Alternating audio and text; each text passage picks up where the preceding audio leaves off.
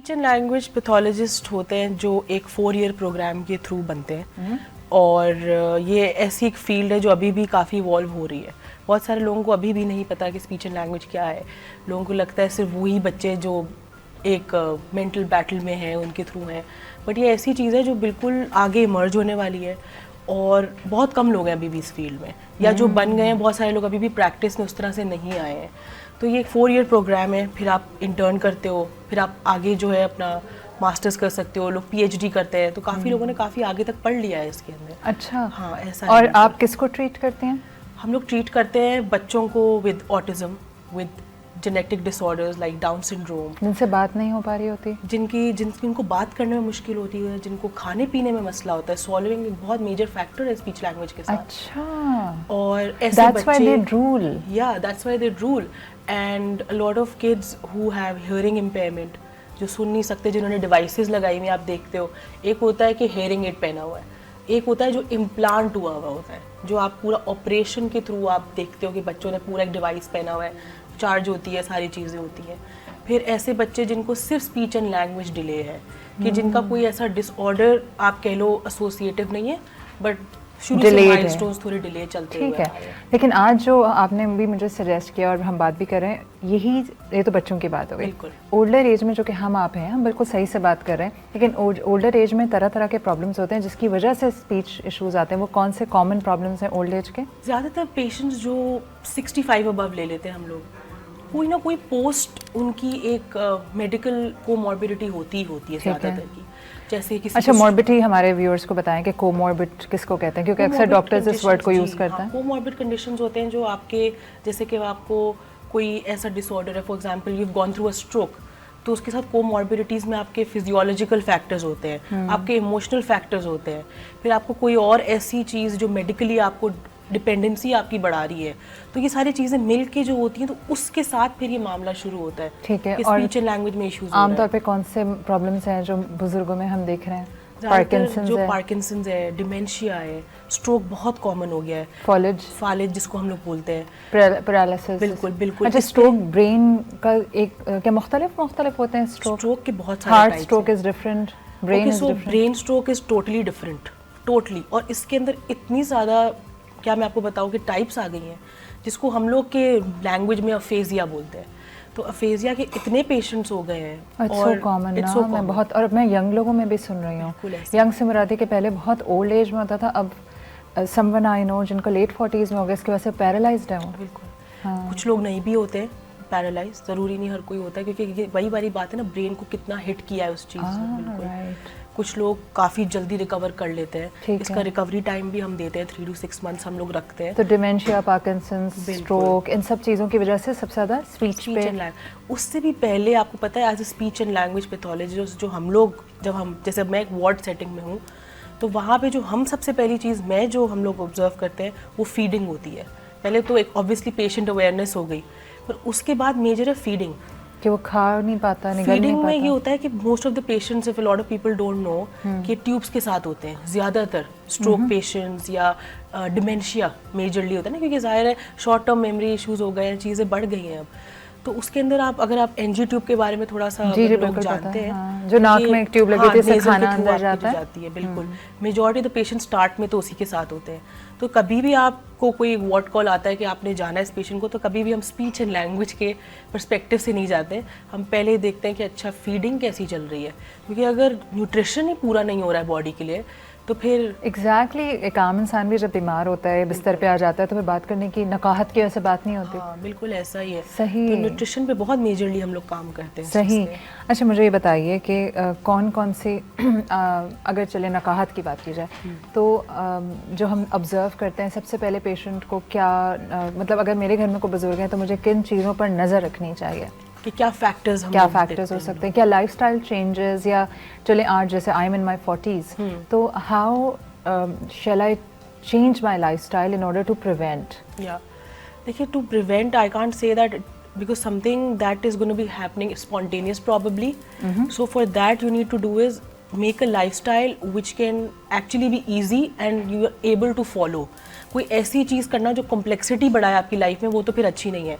उसके लिए हम लोग ये बोलते हैं कि फॉलो अप्स होना किसी फिजिशियन के साथ, या जो आपको डायग्नोसिस देने वाला है इस चीज़ के ऊपर, उसके साथ थोड़ा अर्ली फॉलो अप्स होने चाहिए। अभी कोई सिम्टम्स हैं जिन पर नज़र रखनी चाहिए अपनी बॉडी की? कोई ऐसी चेंजेस हैं जो आपको लगे कि देखो मैं शायद फंबल ज़्यादा करने लगा हूँ या मैं भूलने ज़्यादा लगा हूँ, क्योंकि डिमेंशिया इतना कोई कॉमन हो गया है, हर बुजुर्ग जो है इस वक्त भूल चुका है सबको। बिल्कुल। पहले तो मुझे बताओ व्हाट इज द रीजन कि ये इतना ज़्यादा कॉमन है? It is obviously because the person is ageing, ए।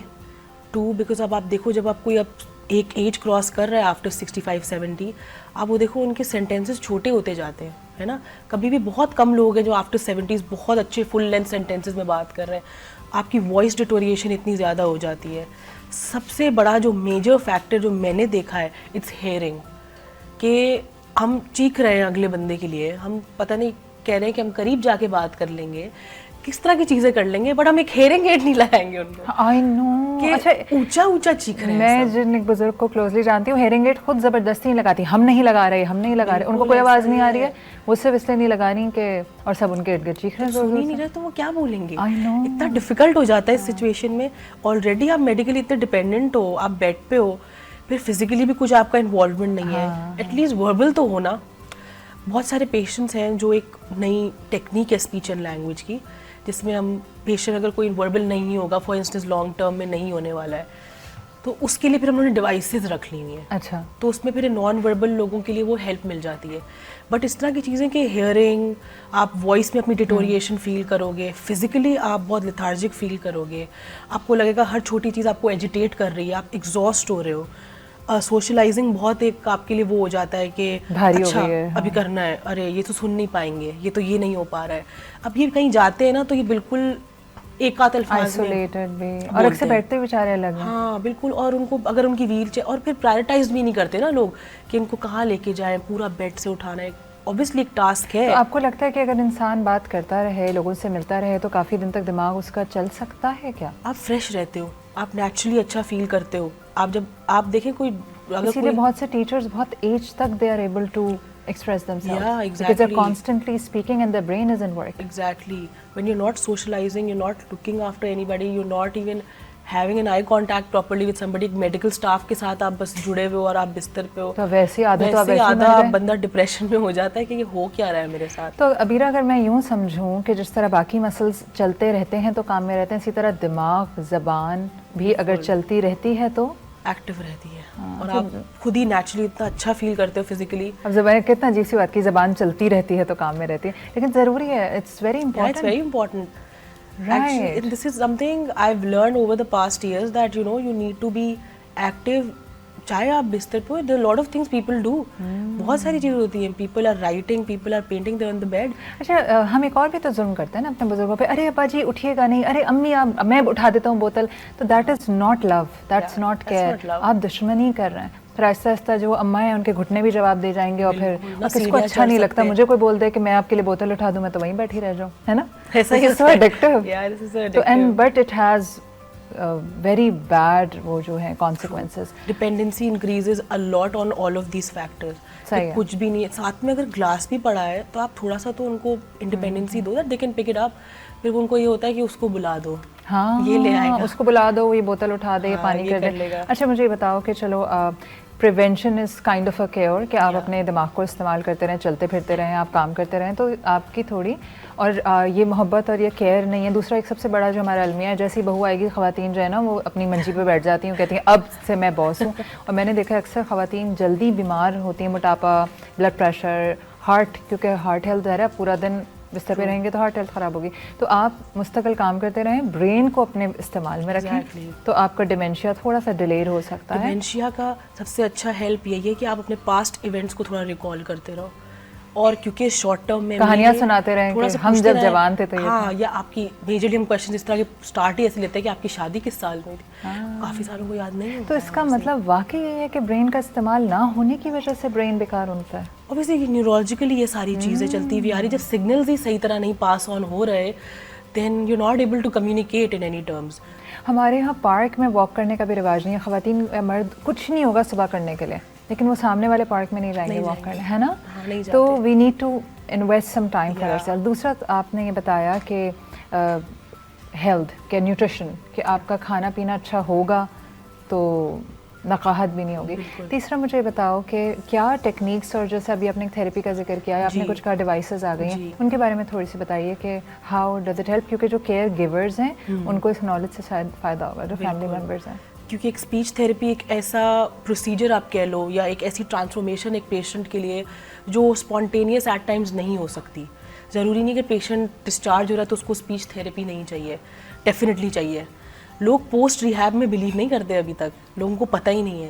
जैसे मेरे घर में भी मेरे अब्बा की सर्जरी हुई and then he came back home, so I was like where is the physio, you know where is he, like वहाँ तो कुछ है ही नहीं, क्योंकि बहरहाल जो भी हॉस्पिटल था वहाँ तो ये सब कुछ नहीं होता है। मैंने कहा ये कैसे हो सकता है? तो पोस्ट रिहैब में लोग बिलीव ही नहीं करते हैं। एक टीम होती है, एक और चीज़ भी तो फिजियोथेरेपिस्ट करते होते हैं, हैं। अभी बंदा जैसे ही रिकवर होने लगता है ज़बरदस्ती घर वाले डिस्चार्ज करा के लेते हैं, बाकी दवाएं हम घर दे देंगे, हम तो वहाँ रखने पे बिलीव नहीं करते हैं। ऐसा है, ऐसा है, बस ये घर पे जाके सही हो जाएंगे, आप देखिएगा ये कैसा करते हैं, वो कर तो लेंगे पर इवेंचुअली लॉन्ग टर्म किस में तरह क्या कर रहे हैं। ट्रू सही बात ट्रू है। ऐसा ही है। स्पीच थेरेपी में बहुत लाइक टाइम कंज्यूम है, और इसमें एक पूरी टीम है, आप समझें। Speech therapist, physiotherapist, occupational therapist और बिहेवियर थेरेपिस्ट, ये ऐसी एक टीम है जो सिर्फ एक बच्चे के लिए काम नहीं कर सकती, एक एडल्ट्स में भी काम करती है। सही है। तो ये एक ऐसी एक टीम है। इसमें हम लोग ये नहीं, कोई हमें पूछता है ना कि कितना टाइम लगेगा, या हम आपके पास आ रहे कितने सेशंस हमारे यहाँ वर्ड होता है लगेंगे, इसका कोई टाइम नहीं है। मुझे नहीं पता इनका रिस्पॉन्स आगे क्या होगा। कुछ दिन इतने अच्छे होंगे कि आपको लगेगा कि प्रॉब्लली चीज़ें बहुत बेटरमेंट की तरफ है, कुछ डेज ऐसे होंगे आप कहोगे हम बैक टू जीरो आ रहे हैं, और फिर वो थोड़ा स्केरी भी हो जाता है।